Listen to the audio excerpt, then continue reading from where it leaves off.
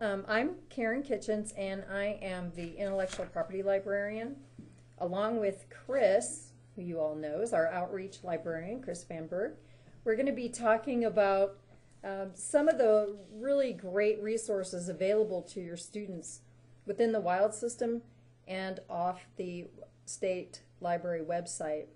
We'll look at a variety of sources to help your students explore topic choices and conduct some research featuring both the primary and secondary sources. The sources that we're going to show you today are those that we felt might be most helpful considering this year's History Day theme as innovation in history, impact, and change. And as you can see, we're looking at here the web page that we put together highlighting some of these resources. First, I will discuss the patent resources, and you'll learn some very, very basic searching strategies to help your students find relevant historical patents for their subject of study. And then Chris will jump in and she'll discuss several of the Go Wild resources and the Wyoming Newspaper Project. And she'll also show you some searching strategies for these databases. Okay. And finally, if we have time, we'll look at some Wyoming history resources available from our webpage, History Day at your library.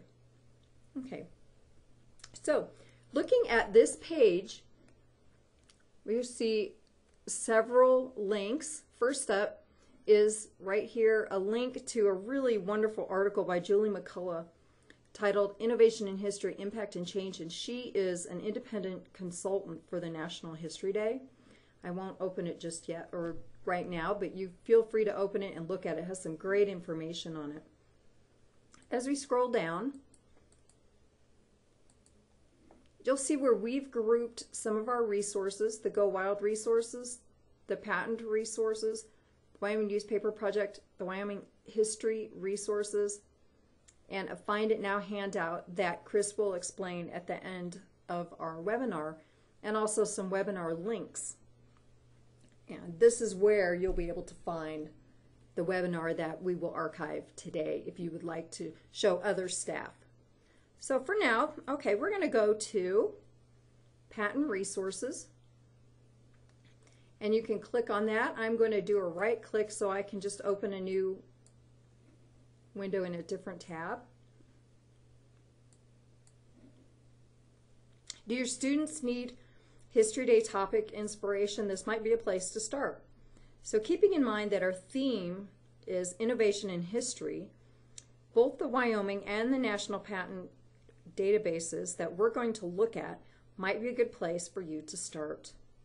These databases are packed with innovative ideas and innovations that have impacted everyone's lives. Patents can be an excellent primary source. Even every U.S. patent includes the individual's name, the inventor's name, his location, his citizenship, his or her citizenship, and possibly their individual's place of employment or business. So let's get started. First, we're going to start with our Wyoming Inventors Database. And this is unique. We've put this together here at the Wyoming State Library. This indexes all the U.S. patents in which one or more of the inventors were from Wyoming. And each record in here will provide a link to the patent directly on the U.S. Patent and Trademark Office website. Okay. I'm going to go ahead and open that, and I'm going to right-click and open in a new tab. And I would suggest when you do this that you also do the same, because once you link to the U.S. Patent, once you link to, well, from here, once you get to the U.S. Patent and Trademark Office, it's difficult to get back. So we're going to open it here. As we said, this is the Wyoming Inventors Database, and there's lots of ways that you can browse. You can look if you know the last name, the first name, or the inventor's city. Or if your students just want to browse through various inventions, they can click by inventor's last name, the first letter of their last name, and just browse. I'm going to select N. And you can see from here, if your students want to just look through and see what have people previously invented. And I'm going to look at, for example, corn planter. If your student happens to be doing their subject on agriculture, this might be somewhere to go. So we'll look at this Frank Newell from Cheyenne, Wyoming. And this is from 1893. To open the patent here, I'm going to click here on View Patent at the U.S. Patent and Trademark Office. Again, I'm going to right-click and open a new tab. Okay. Only patents issued after 1976 are keyword searchable. So this really doesn't have a lot of information on it from this screen, but I can click on Images, and this will open up the scanned image of the patent. And you can see this is the corn planter that Mr. Newell invented. To get to the biographical information that includes his citizenship and his residency, you want to go to Specifications.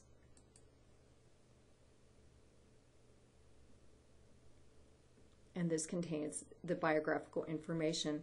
It also has some information on, it gives some explanation of the invention, some background, a summary, and a detailed description of the invention. And it cross-references any related applications for something similar. Okay.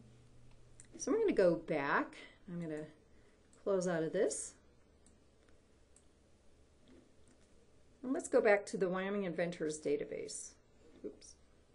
Go up here. And start a new search. That was the very basic search. And I said you can browse by inventor's last name. We can also go to, I'm going to just show you the advanced search.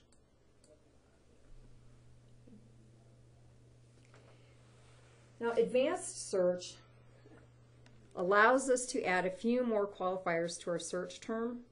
So from here, we could search by assignee, and that would be the company or person to whom the inventor assigned the rights to the patent. This is often, but not always, the inventor's employer. We can also select a year range. And for example, came up with one search that I thought was rather interesting. We could look by city. So we'll just put in Casper. And let's select a year range, 1925 to 1930. And remember, these are just people from Wyoming. And I could scroll down and browse through this list.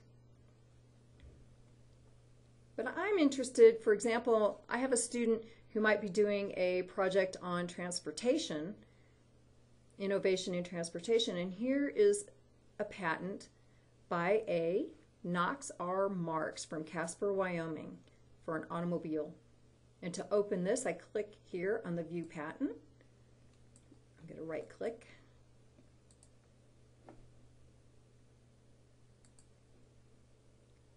And once again, there's not too much information from this page, so I need to click on Images. And here shows the patent, the scanned image of Mr. Marks' patent on the automobile.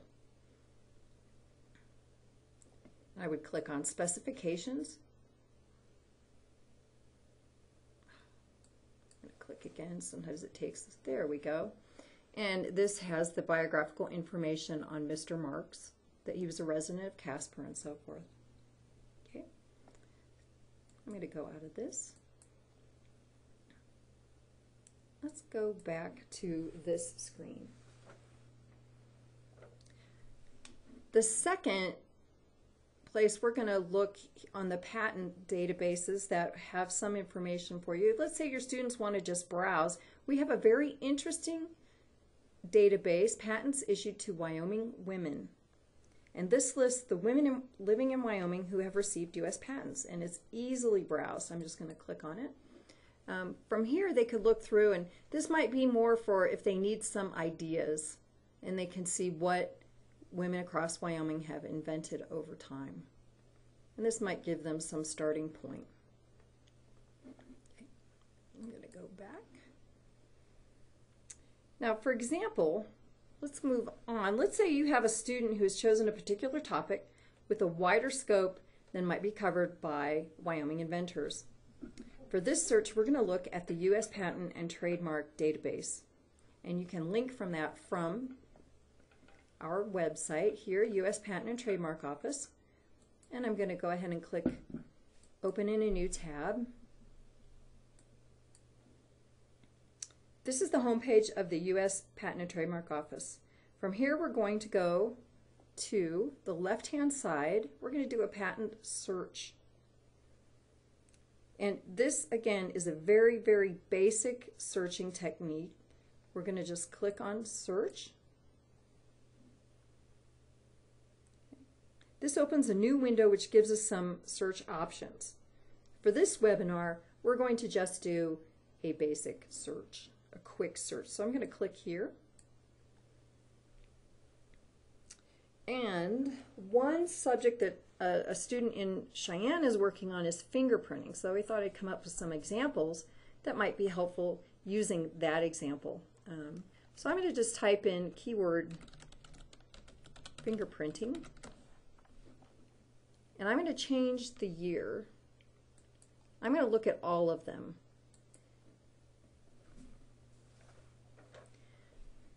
And I'm changing it to 1790 to the present for fingerprinting, and I'm going to click Search. Remember, patents from 1976 to the present are completely keyword searchable. Those that are older sometimes are not. So our results may not list all the patents on fingerprinting, but it'll give us a good start. I want to look, they're listed newest patent to the oldest. So what I'm going to do is I'm going to go to the older ones. Let's say I want to see where fingerprinting started. So I'm going to go to hit number 6,633. That's our last hit. I'm going to click Jump to and scroll down. And you can see this is the very first patent that comes up on our list, our oldest patent. If I were doing a search, I would click Open these and maybe browse through. Having already done this, I already picked several that I thought were rather interesting and had some good graphics on them. For example, patent here. This one is from March 16th, 1943. And I'm going to select Image. And you can see a really nice drawing on that one on the beginnings of fingerprinting. And again, we'd click on our specifications. That would include the biographical information on our inventor. And it gives us some good drawings on that. Okay. Let's go back.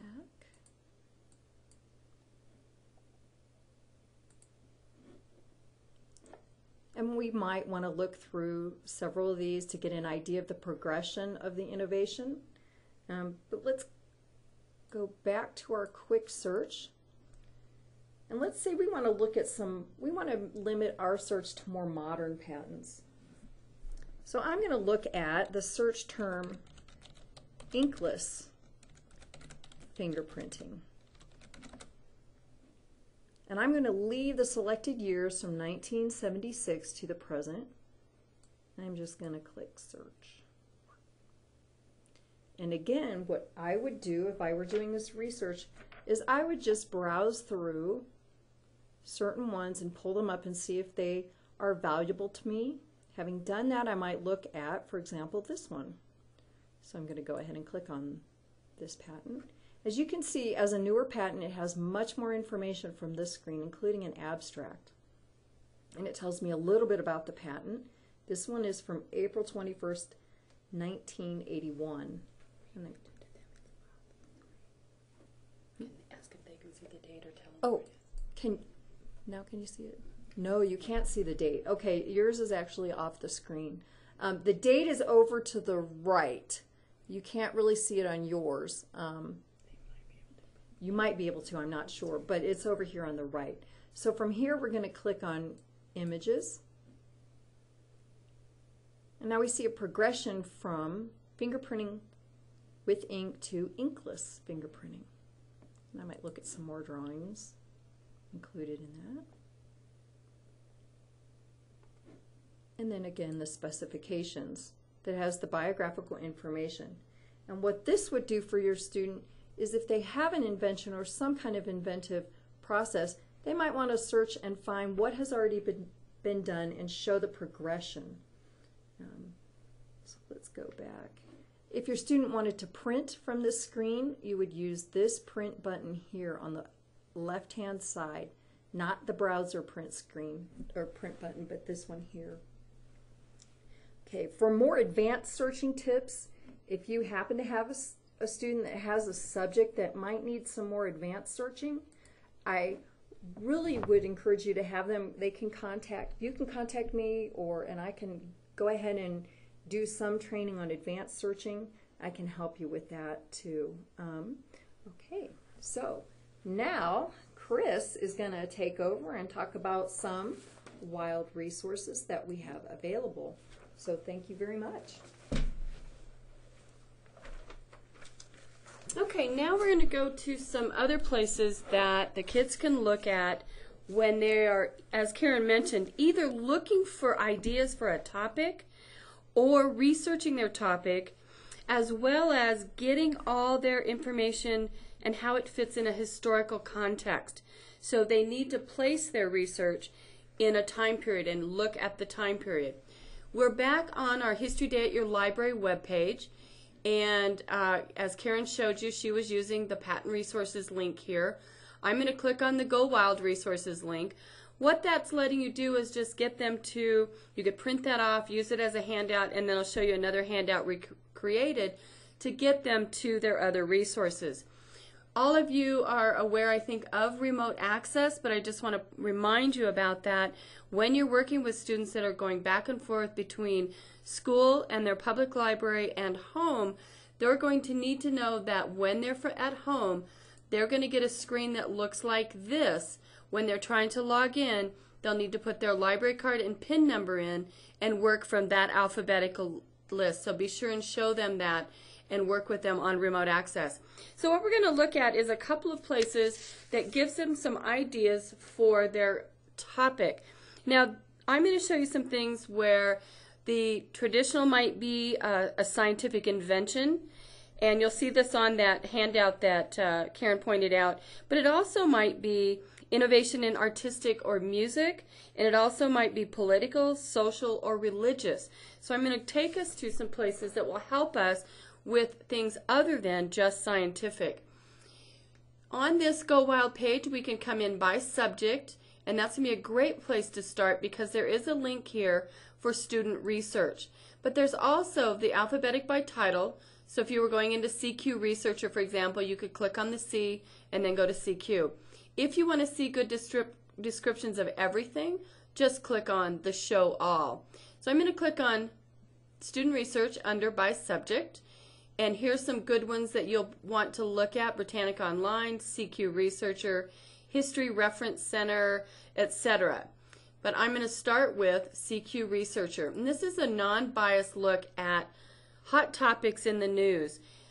One of the topics here in Cheyenne is fast food chains. So I thought this would be a good one to use here. You can come in, do a quick search at the top.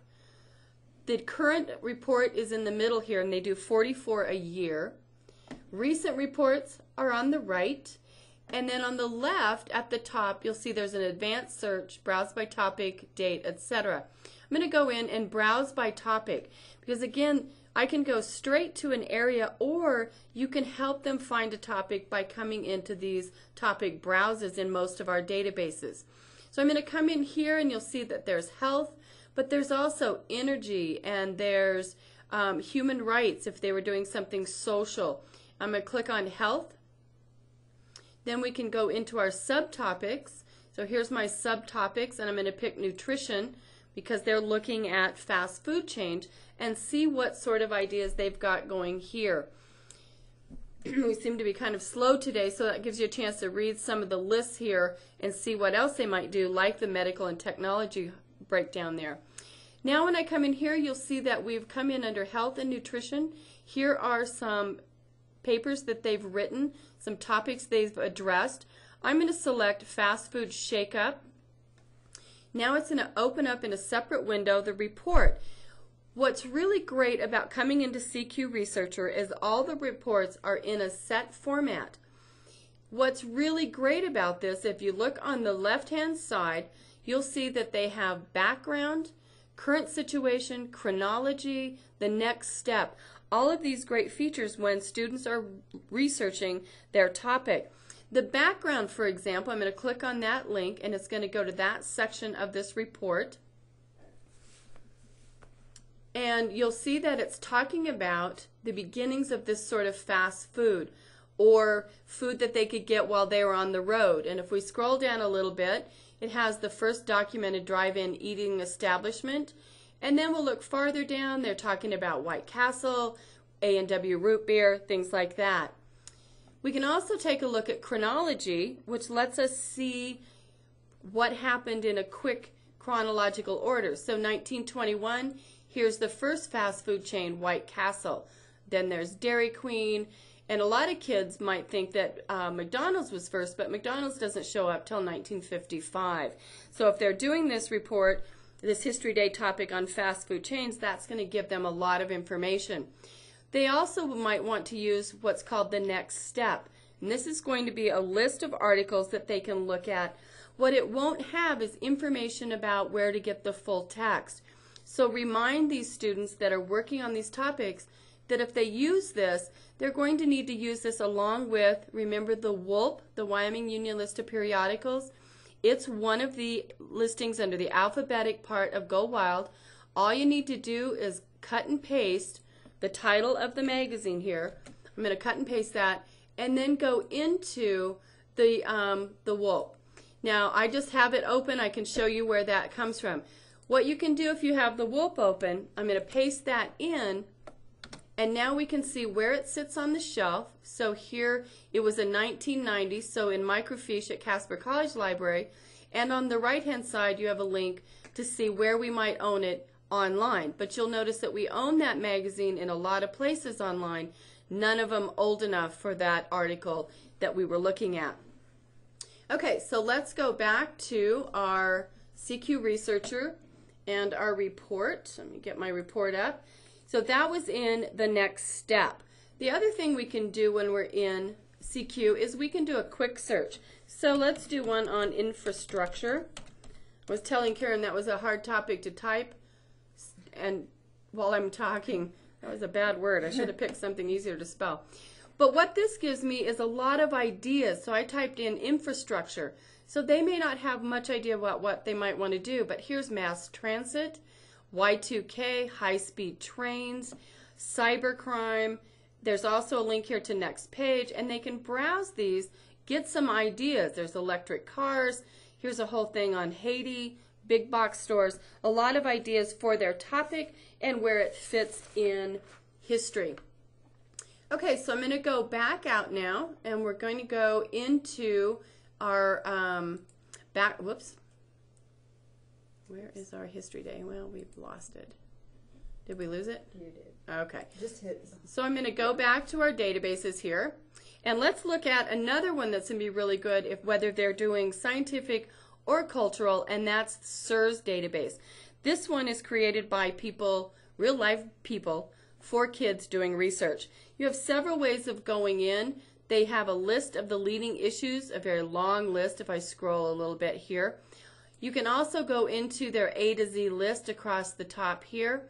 They also group them, and they have a visual browse as well as a printable flyer. So if you're promoting this particular database, you might want to use that printable flyer which lists out all these topics. What I want to show you today though is groups. Again, we're helping them find a topic. If you go into the groups, you can see that we could do another one on health and nutrition, but there's civil rights, environment and science, society and world politics. So depending on which slant they're heading for, I'm going to select alternative energy sources just to show you what the SIRS reports look like. So they have a topic overview, as did the CQ researcher. Pro-con issues here, but where they might be useful for this History Day is the timeline and global impact here at the top left under topic review or overview. Then we scroll down, you'll see that they use a See Also. So again, if they're trying to find topics, that might help.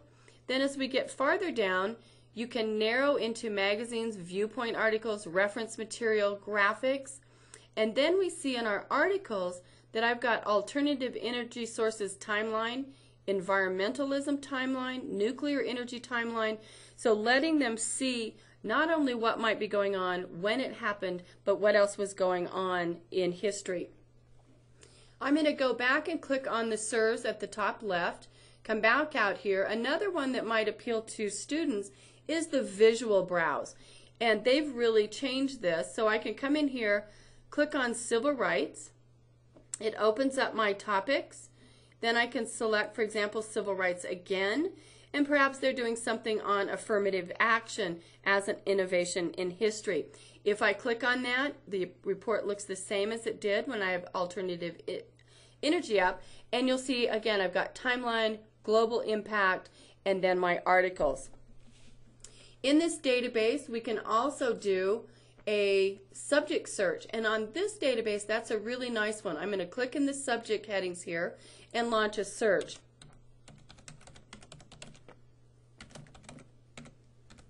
I'm going to do agricultural innovations, and the subject headings in SIRS are hand assigned. So the people that are creating this database are, whoops, that's what I get for typing and talking. Okay, you guys need to be watching me on that one. Okay, so we have agricultural innovations. Here they might be looking at something like vertical farming. Or as we scroll down, there's mapping innovation, food and agriculture in the 21st century, getting some ideas, milking technology, one called Utterly Amazing, looking at a milking robot, and they can bring up those articles.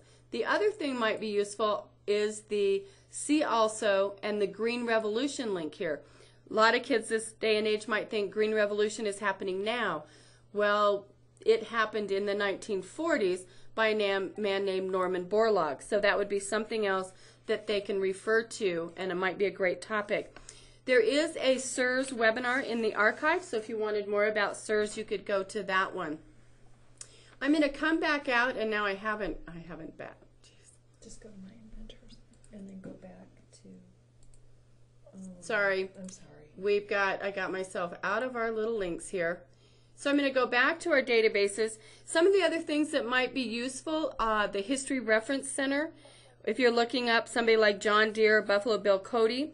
Something else you might look at is the Have You Tried? We feature something every few months here, and this is on flight.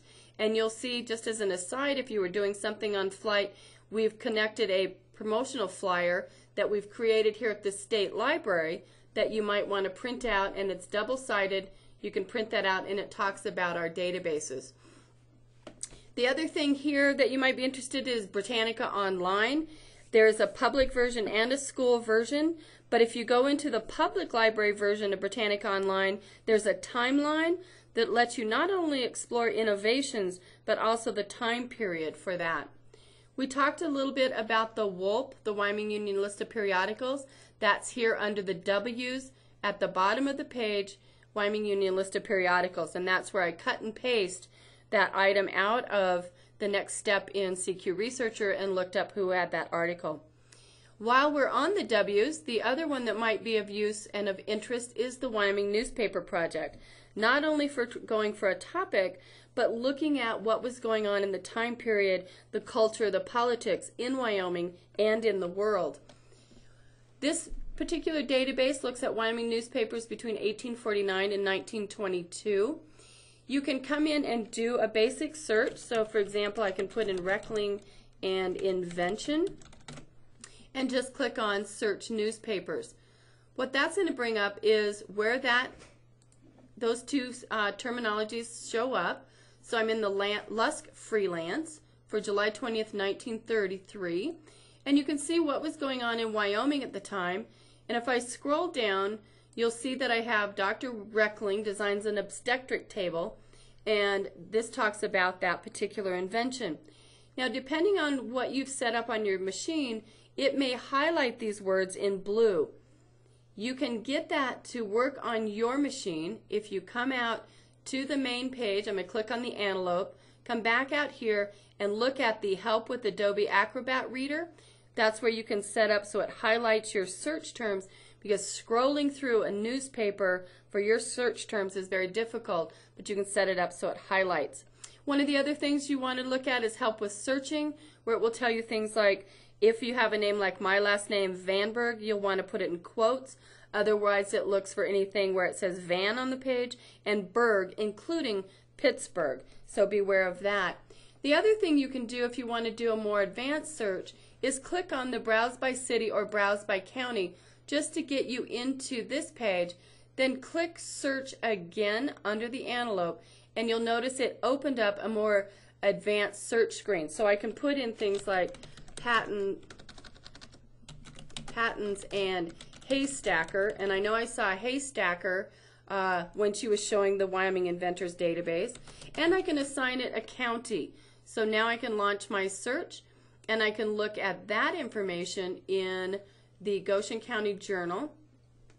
This one, you'll see it also sets it in context. Here's what was going on in the world. Army marching on Germany. This is in our newspaper for 1922. Bridges burned, ships down. Here they're doing a memorial to Buffalo Bill Cody. And then if you scroll down here on the left, it talks about patents granted to residents of Wyoming. And I know this is just glossing over the databases available, but there's also an archive, webinar archive of the newspaper project so that you can go into that. I'm going to go back to that particular page. I think I'm going to just have to hit our little home button here. On the State Library homepage, you'll see there's our History Day at Your Library link. We'll go back into that. But you'll also notice if we scroll down, there's the newspaper project, and down at the bottom is the webinar archive. If you go into that, here's where you can listen to the archive on SIRS Researcher. You can look at the Not Your Parents' Encyclopedia, which talks about Britannica Online, and here's one on the Wyoming Newspaper Project. The advantage to these webinar archives is that you do not need to have a phone or log into UGMA. All you have to do is click on it. It opens it up, and you will see and hear everything that went on during that webinar. I'm going to go back to the History Day at Your Library page and scroll down here. So we use the Go Wild resources, the patent resources, and the Wyoming Newspaper Project. The other things on this page, there is a portal page for the Wyoming History Resources that you can click on if they were looking at, say, Karen had mentioned transportation. This looks at Lincoln Highway, for example. You can also look at the trails and scroll down through some of the cultural and military information. There's also the Wyoming Memory Portal, Inventors Database, and Biography Database if you're looking at background information. The other thing that we've created on this page is called Find It Now. I'm going to click on that. It opens up a handout that you can print off. There are 3 to a page, as you can see. Talks about some various databases with some ideas, information, images, how to get to them. At the very bottom is the History Day at Your Library webpage that we've created. And if I scroll down so that you can see the back, it talks about how to access these databases, including remote access and putting in your library card and PIN. And that you can just pull up and use as you need. The other thing on here, it says join the conversation coming in January. Karen and I will be working up a History Day at Your Library blog. This will be where we will put in some things that have come up, some topics, some places that people have found information, and we will take suggestions from the state coordinators, you folks in the libraries and the schools, and add this on the blog so that not only teachers and library staff can come in, but students could start looking at that if they needed to. We can also, because we did such a quick overview of some of the places that you can go look for information, Karen and I can do individual webinars for you in your county. If you want to get the public library and the schools together, we can do a more in-depth look at these resources, or this same sort of thing if you wanted to get teachers involved that are working with the students. But it'd be great if the public libraries and the school folks got together and coordinated on this. So, boy, we just did it. Yeah. Does anybody have any questions or want us to go back and show you how we got to something on this particular topic?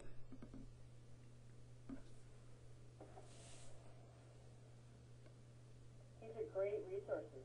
Wow. Yeah, with a topic like innovation and history, it just lends itself to so much. And once again, we have such great tools to meet that need. And that's not even looking at the new Gale products. So, yeah, that's that's right. If you are working with a student, I'm going to open that page up here at the top of our History Day at your library, because I think it's, as Karen said, really a useful article that she wrote about this to help with some ideas on topics. And I think at first glance, innovations and change, we might be thinking about science, space flight and cars and things like that. But, John Deere tractors and elevators, how they change socially. But then if you scroll down, they also talk about artistic and musical forms, using jazz as an example, political, social, and religious cultural changes. So we looked at the Green Revolution, for example, and here they're talking about the Cultural Revolution in China. Gives you some other ways to think about the topic of innovation in history. So I encourage you to look at that and maybe even print that out. The link is here at the top. So I hope we've pulled together on this History Day at your library tools that will be useful to you and get you and your students and the teachers to these resources. Any other questions or comments? So we'll have this link to this webinar up not only on the Web Database of the Month or Webinar Archive page, but we will also have it linked here on this page. Well, thanks everybody. Thank you. Have a great evening.